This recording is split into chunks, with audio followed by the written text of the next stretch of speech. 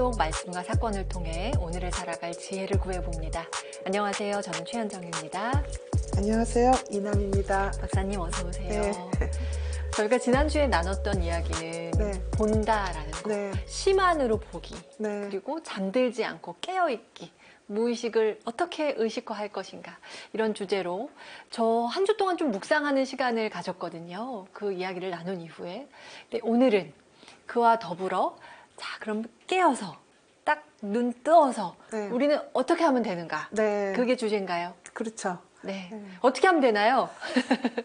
저는 그 비유를 하나 들으려고 하는데요. 아이들이 세상에 태어나서 눈을 감고 있다가 딱 뜨면 어떨까? 어떤 생각이 들까? 네. 근데 어릴 때는 시력이 안 좋잖아요. 그렇겠죠? 네, 그래서 엄마 얼굴을 그렇죠. 잘 안 보이죠. 30cm 정도로 이렇게 가까이 대줘야지 네. 보인다 하더라고요. 그러나 처음에 딱 봤을 때 굉장히 경이스럽지 않겠어요? 이게 세상이구나. 네. 이럴까요? 내 눈이 잘 안 보이더라도. 근데 이제 점점 크면서 아이들이 맨 처음 꽃을 봤을 때, 맨 처음 강아지를 봤을 때, 맨 처음 눈을 봤을 때, 네. 그때 아이들이 너무 그쵸. 신기해하던 그 장면이 네. 저는 생생해요. 그쵸. 그래서 저도 손주랑 같이 살면서 걔네들이 조금만 뭐 좀 새로운 거 보면 말 배우고 이러면 우와 이러고 이러거든요. 귀여워라. 그쵸. 그래서 우리는 지금 이제 나이가 들었으니까 아유 뭐 이게 또 뭐 어제도 오늘 같고 오늘이 또 내일 같고 이러니까 감흥이 없는데 다시 아이의 마음으로 돌아가면 세상에 네. 다 모든 게 감흥이거든요. 그리고 우리가 이제 영세받은 지 오래되니까 성당에 가면 그냥 또 어제가 오늘 같고 오늘이 내일 같고 이런데 첫 영성체를 받고 성당에 갔을 때 설렘과 긴장과 네. 두근두근하는. 네, 그 기분이 바로 이제 오늘 제가 같이 나누고 싶은 아이 되기, 어린이 되기 그런 순간과 아마 연결되는 그런 기억들이 있을 겁니다. 그래서 오늘 그 얘기를 좀 해보려고 합니다. 네. 네, 그래서 오늘의 주제는 어린이와 같은 마음. 네. 우리 복음에 등장한 그 장면을 함께 살펴보고 이야기 나누겠습니다. 그때의 제자들이 예수님께 다가와 하늘나라에서는 누가 가장 큰 사람입니까? 하고 물었다.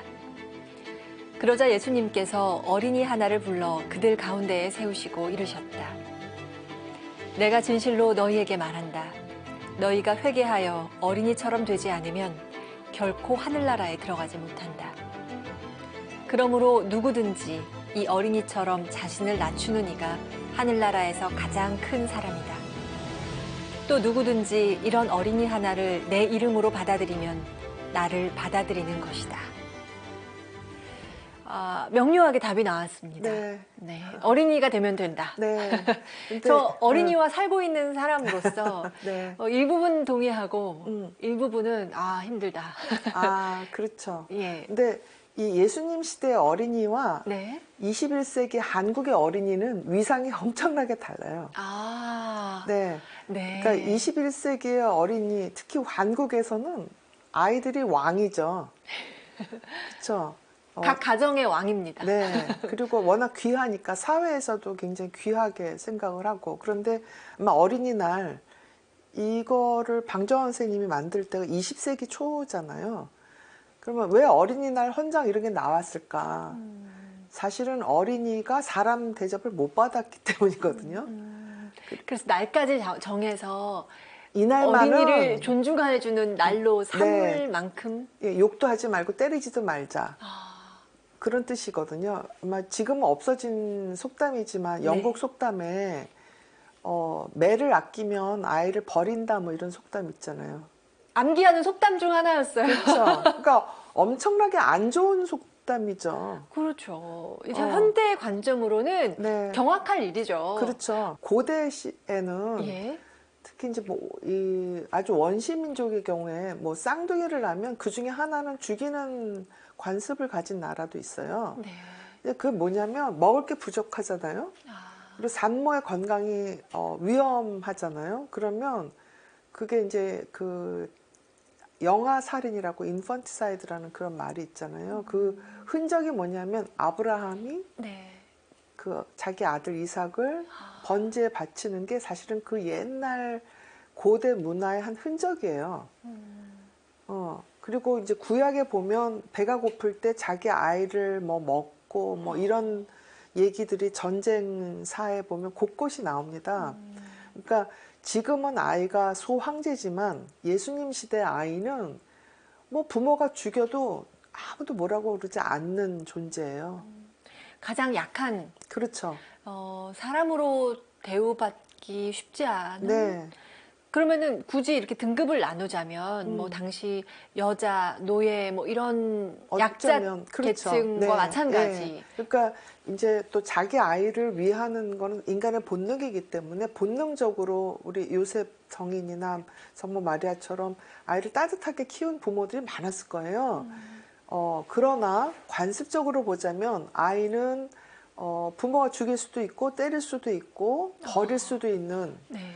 그리고 사회는 특히 아이에게 그렇게 큰 관심이 없어요. 지금도 뭐 아프리카나 이쪽 그 남태평양 쪽 가장 가난한 나라에 가면 아이들이 그냥 길거리에서 자고 먹고 하는 경우가 굉장히 많고요. 또 아이들이 나가서 국어를 해서 자기 집 식구들을 먹여 살리는 경우가 많아요. 그러니까 예수님 시대 아이는 그런 어떻게 보면 하찮은 존재, 그런 천한 존재이죠.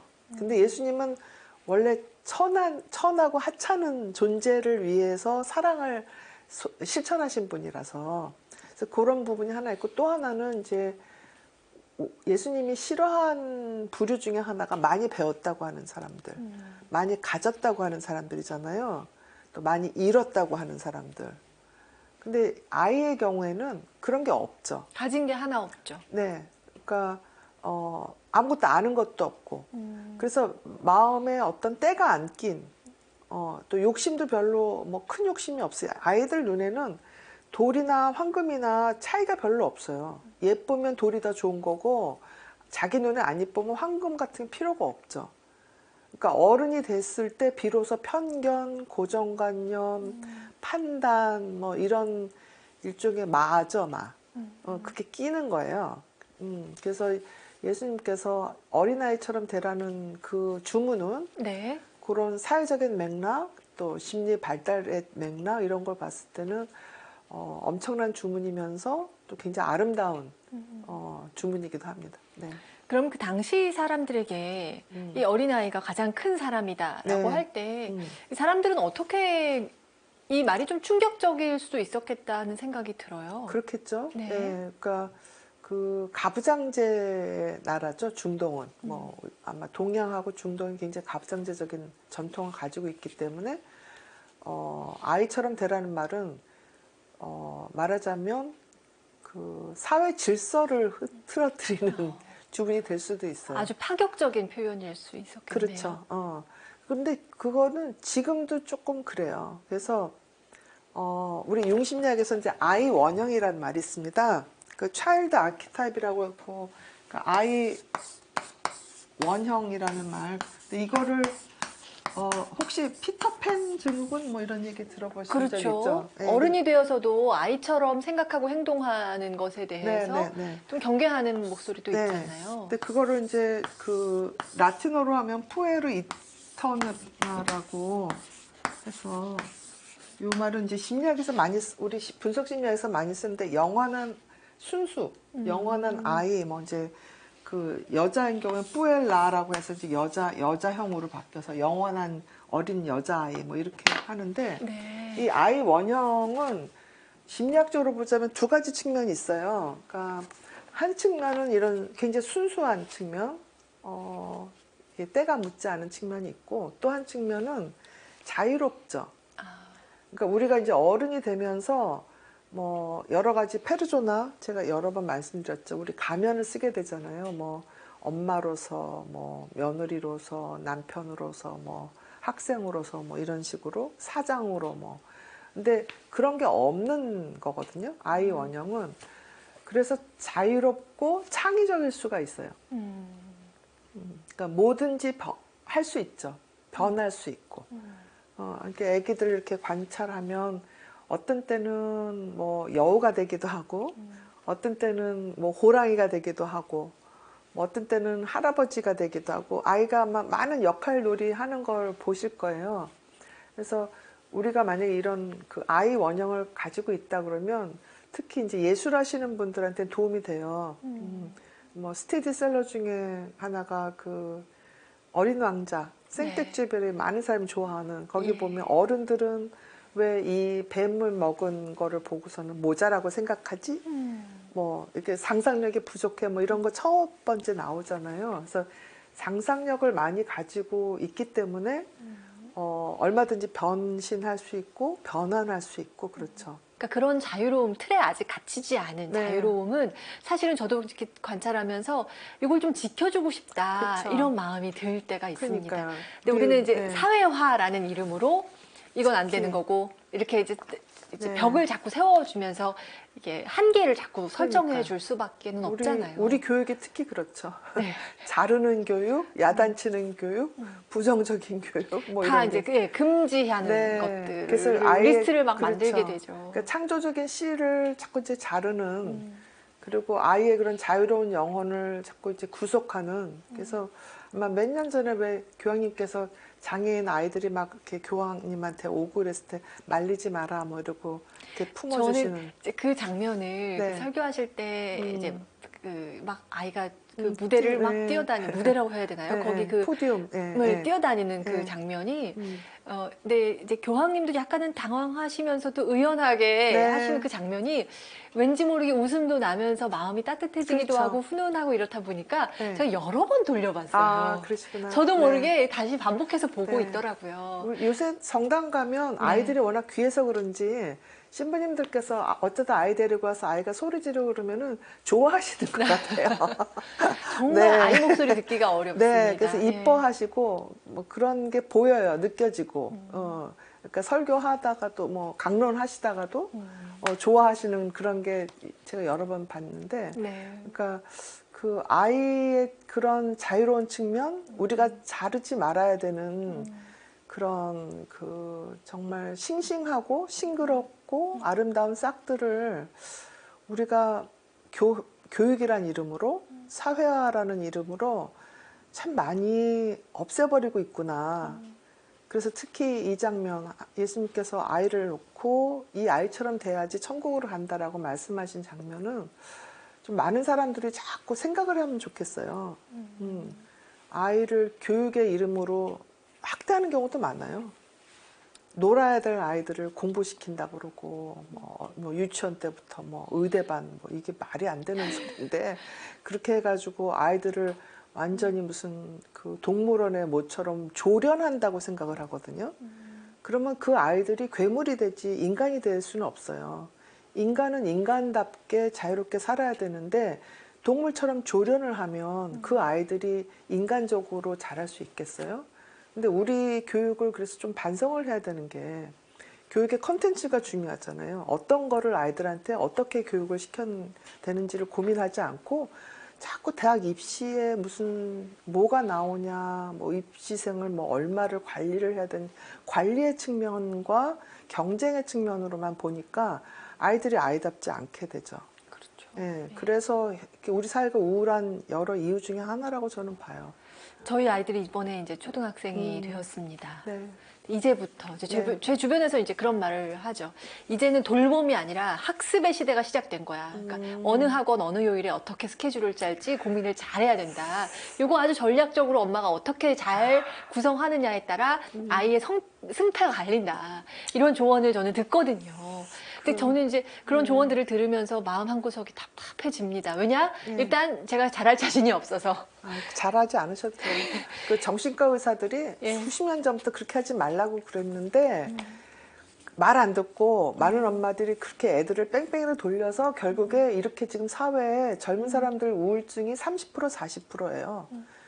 IQ가 200이 돼도 우울증에 걸리면 자기 기능을 제대로 발휘할 수 없어요. 맞아요. 근데 IQ가 80, 90이 돼도 우울하지 않고 밝으면 자기 역할을 얼마든지 잘해요. 그러니까 아이들을 뺑뺑이를 돌려가지고 아이스럽지 않게 만들어서 결국 그 아이를 환자로 만들 건지 아니면 아이를 아이답게 키워서 정말 일생 행복하게 만들 건지는 그건 엄마들이 잘 선택을 해야 돼요. 엄마들이 스스로 불안하고 스스로 우울하기 때문에 그걸 아이들한테 강요를 하는 거거든요. 근데 그건 엄마들만의 문제가 아니라 아빠들도 그렇고 우리나라 교육계 선생님들도 그렇고 우리나라 정치인들도 그래요. 정책을 개발하는 공무원들도 그래요. 본인들이 다 우울하고 불안하기 때문에 남들까지 다 불안하고 우울하게 만들고 네. 새로운 새 세대들도 우울하게 만들어요. 우리가 지금 너무 극단적으로 가고 그렇죠. 있는 이 교육에 있어서의 이 네. 사이클을 이거 진짜 한번 끊어내야 된다고 저는 느끼거든요. 네.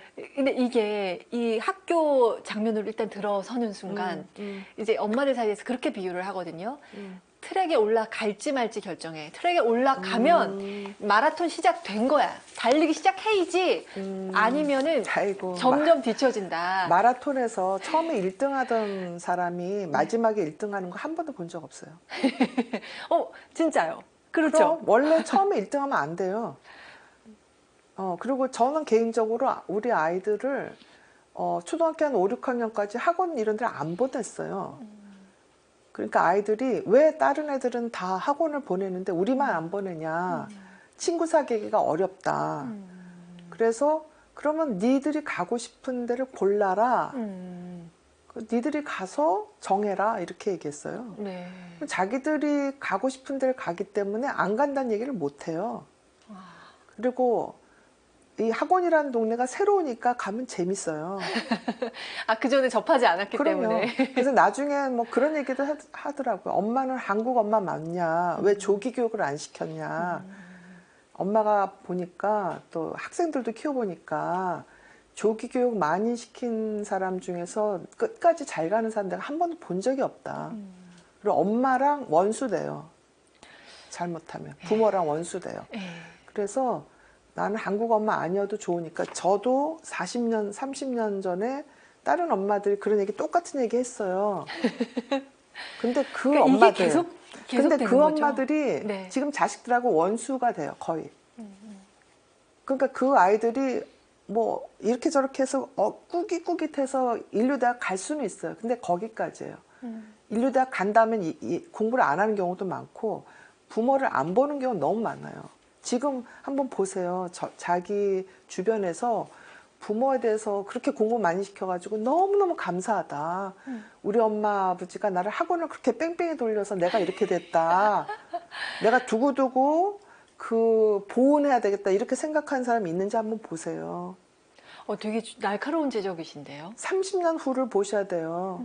아이한테 학원비 그렇게 많이 해서 부모하고 원수돼서 의절하는 거를 택하실 건지, 그쵸? 자식들 공부 잘해서 돈 많이 벌어야지 소용없어요. 그런다고 뭐 한 푼도 안 보태요, 어차피. 근데 왜 거기다 투자를 해요? 교수님, 우리 네. 사회에 네. 지금 그 전반적인 주류의 분위기는 네. 이 경쟁에서 이 경쟁이 너무 소모적인 경쟁이라는 건 그쵸. 알지만 네. 그 자각이 없지 않습니다. 네. 그렇지만 그 경쟁에서 아예 발을 뺀다고 했을 때 네. 그 불안을 감당할 힘이 제가 있는가? 저 그 고민을 해요. 그러니까 그런 소모적인 경쟁에 나도 개입하고 들어가고 싶지 않다라는 네. 생각은 확고히 있지만 그렇다면 내가 이 트랙에 들어가지 않고 나 혼자 독야청청 할 때에 이거 내가 괜찮게 가고 있는 걸까? 이 불안을 나는 어떻게 내가 감당해낼 것인가? 우선 SNS를 끊으세요. 남들한테 관심을 네. 안 갖는 게 좋아요. 그렇다고 해서 뭐 TV도 끊고 이런 얘기는 아니고 우리가 불안하고 경쟁에 휘둘리는 거는 네. 나랑 비슷한 사람하고 비교할 때 휘둘려요. 그렇죠. 그러니까 제가 오바마하고 나이가 같아요. 근데 오바마는 대통령 됐는데 나는 왜 안 되지 이러고 막 열등감 하지는 않잖아요. 네. 텔레비에서 오바마를 보도 네. 윤석열 대통령 나이가 같아요. 같은 그렇군요. 학번이에요. 그렇지만 야 누구는 똑같은 대학 나와서 대통령 됐는데 네. 난 여기서 왜 이러고 있나 이러지는 않죠. 왜냐하면 나랑 상관이 없으니까. 그렇죠. 그래서 나랑 상관이 있는 사람들하고 비교하는 것부터 먼저 끊으려면 사실은 SNS에서 정말 필요한 사람들하고만 교류하고 네. 이 사람하고 대화하면 내가 기분이 좋아지는지 아니면 더 기분이 더러워지는지 한번 잘 보세요.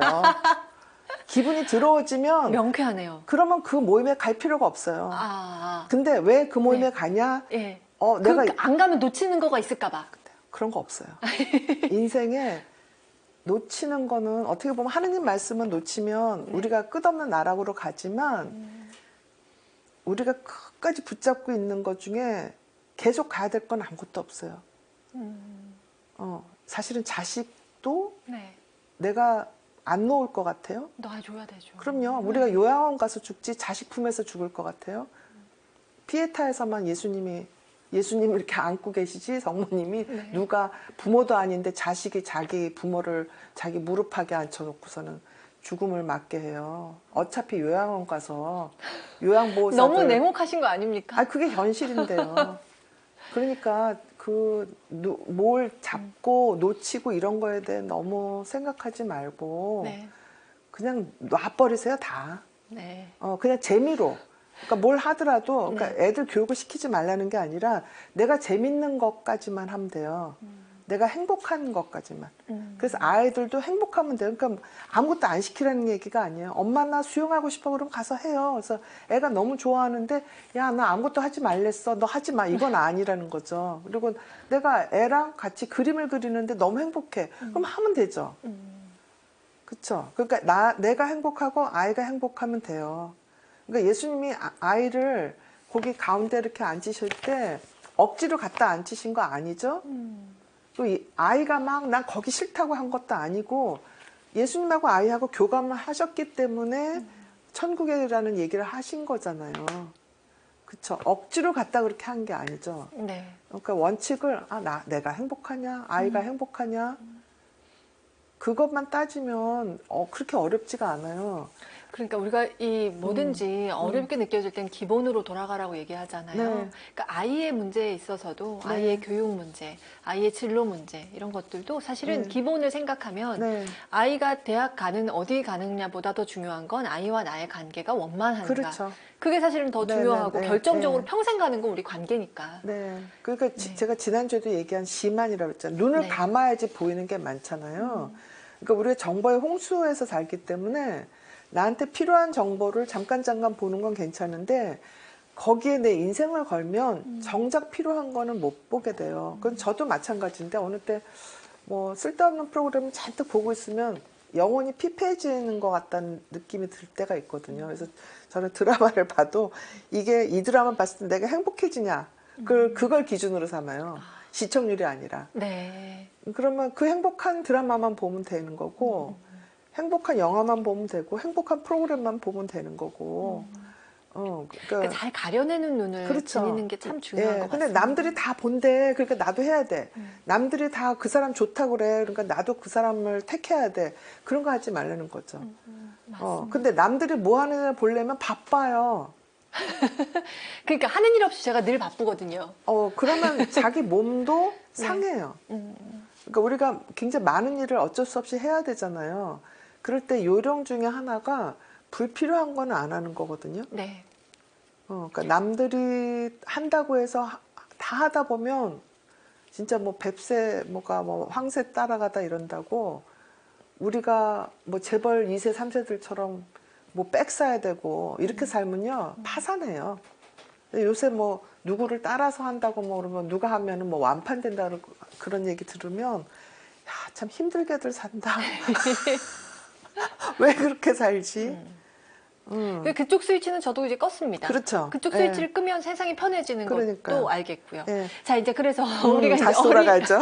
어린아이의 마음으로 돌아간다라는 네, 게 네. 말씀하신 것처럼 자유로운 것과 네. 창조적이고 창의로운 것, 네, 큰 네. 두 가지의 주제라고 한다면 네. 우리가 어린아이의 마음으로 살기 위해서 신앙인으로서는 어떻게 좀 구체적으로 좀 정진하는 마음을 지녀야 될까? 저는 이제 아이의 그런 창조적인 면, 뭐 자유로운 면도 보지만 또 하나는요, 절대적으로 양육자한테 의존을 해요. 그렇죠. 그쵸? 네, 저도 손주 이렇게 가끔 데리고 자면 밤에 자다가 이렇게 얼굴을 만지고 있는지 확인할 때가 있어요. 맞아요. 더듬더듬 있나 그쵸. 찾아요. 만약에 내가 없으면 걔는 죽어요. 생존이 안 되는 거야. 아이가 원래 그래요. 그게 우리, 그러니까 인간만 그렇죠. 다른 짐승들은 낳자마자 걷잖아요. 우리 인간만 돌 지날 때까지 걷지도 못하고 혼자서는 자급자족이 안 돼요. 그래서 그 양육자한테 완전히 의탁해 버리거든요. 저는 그 정신이 우리 신앙인한테도 필요하지 않을까 하는 생각이 드는 거예요. 우리가 의탁할 대상은 바로 네. 그러니까 그 아마 다 많이들 읽으셨겠지만 소아데레사의 자서전 보면 완전히 아이 같은 마음으로 모든 걸 이렇게 의탁하잖아요. 네. 네. 근데 의탁하면 거기에 또 기적이 있어요. 뭐냐면 나를 버리기 때문에 나를 극복을 할 수 있는 거예요. 이제 그게 자기 초월이라고 막 거창하게 사람들이 얘기를 하는데, 우리가 초월하면은 무슨 산신, 이렇게 어디 하늘 올라가고 이런 것만 생각을 하는데, 완전한 예. 새로 태어난. 근데 초월이라는 단어 자체가 일본 사람들이 이렇게 약간 번역을 하면서 좀 너무 거창한 단어를 갖다가 써서 그러는데, 실은 나 버리기가 초월이거든요. 과거의 나를 버리고 새로운 나로 가면 그게 초월이죠. 그러니까 나를 완전히 다 버리라는 게 아니라 현재 지금 내가 이만큼 부족하면 이걸 버리고 요 다음 단계로 가는 건데, 이 다음 단계는 뭐 비트코인이 10,000불이 됐다 20,000불 됐다 이런 다음 단계가 아니고 오히려 더 버리는 거죠. 그래서 어떤 면에서는 노년이 좋은 면이 참 많아요. 왜 좋냐? 그러니까 내가 싫어도 은퇴해야 되죠. 네. 내가 버리는 거죠. 버리는 내 거죠. 커리어가. 나는 막 계속 그 월급 받고 싶어. 근데 쫓아내잖아요. 어떤 조직도. 그러니까 내가 원하지 않아도 나는 버림을 당해요. 그다음에 자식하고 끝까지 같이 살고 싶어. 근데 어떤 자식이 좋겠어요? 그러니까 독립을 해서 나가잖아요. 심리적으로는 버림을 당한 것 같죠? 나이가 들면서. 그다음에 나는 이렇게 근육이 좋았던 사람이야. 근데 아무리 그래도 나이 들면서 근육량이 그대로 유지되려면 정말 각고의 노력을 해야 돼. 근육도 나를 버려요. 눈도 안 보이죠? 그게 다 나를 버리는 과정이에요. 근데 나를 버리면서 오히려 거꾸로 아이가 되죠. 그러니까 잘 들리던 소리도 잘 안 들리고, 잘 보이던 글자도 잘 안 보이고, 이해력도 떨어지고, 그래서 내가 원하지 않아도 서서히 아이가 돼요. 저는 축복인 것 같아요. 어떤 면에서는. 그러면 버리지 않는 우리가 말하는 부자는 하늘나라에 못 간다. 그렇죠. 이 말이 예수님께서 딱 말씀하셨죠. 그러니까 죽기 전에 저기 금고에 황금이 저렇게 많은데 저것도 다 못 쓰고 가네 하면 얼마나 아깝겠어요. 그쵸. 그 다음에 나를 이렇게 추앙하던 내 밑에 시종들이 이렇게 많은데 얼마나 아까. 근데 그거를 이제 우리 잠언이라든지 시편이라든지 지혜서 전도서 이렇게 보면 거기에 다 이미 나와 있죠. 다윗, 솔로몬 이미 다 알아요. 세상 없는 왕이라도 세상 없는 현자라도 다 소용없다 하는 거를 이미 구약에다 다 써놓으셨죠. 네. 그게 역설적으로 우리 어른이 아이가 될 수 있는 방법이라고 저는 생각을 해요. 그리고 어떤 면에서는 이미 하느님께서 그렇게 마련을 해주셨고, 가지고 있는 걸 다 빼앗음으로 인해서 네. 우리가 어린아이로 다시 돌아가야만 천국에 갈 수 있다는 걸 자꾸 끊임없이 환기를 시켜주시는 거죠. 근데 그걸 우리가 못 알아차리는 거죠. 네. 근데 그래서 뭔가 없어질 때마다 나는 뭐 잘못한 것도 없는데 내가 무슨 죄를 졌다고 이런 몹쓸병에 걸려서 이렇게 몸이 안 좋아지나 이렇게 생각할 수도 있는데, 역설적으로 가지고 있는 걸 빼앗아 가심으로 인해서 나를 천국으로 가게끔 준비를 시켜주시나. 그러니까 굉장히 어려운 말이고 실제로 그렇게 실천하기는 정말 어려워요. 근데 우리가 괴로울 때 어떤 면에서는 이게 그렇게 생각하는 게 좀 도움이 되기도 한 거죠. 어린아이가 하늘나라에서 가장 큰 사람이다라는 말씀을 오늘 다시 한번 묵상하면서 우리가 나이가 들어가면서 많은 것들을 상실하고 상실감에 괴로워할 때 나는 어린아이로 되돌아가서 하느님 나라에 갈 준비를 하는 것뿐이다. 이런 식으로 조금 관점을 가진다면 아마 훨씬 더 수월하게 이 상실감을 이겨낼 수 있지 않을까. 어렵지만 그럼에도 어렵지만 네. 자, 그런 교훈을 오늘 느꼈습니다. 오늘도 말씀 고맙습니다, 교수님. 네, 감사합니다. 감사합니다. 네. 오늘도 우리 묵상할 거리들이 여러 가지 생긴 것 같죠? 어린아이가 된다는 것, 어린아이의 마음으로 돌아간다는 것에 대해서 한 번쯤 더 생각할 수 있는 기회가 되기를 바라고요. 저희는 다음 시간에 다시 찾아오겠습니다. 여러분 고맙습니다. 고맙습니다.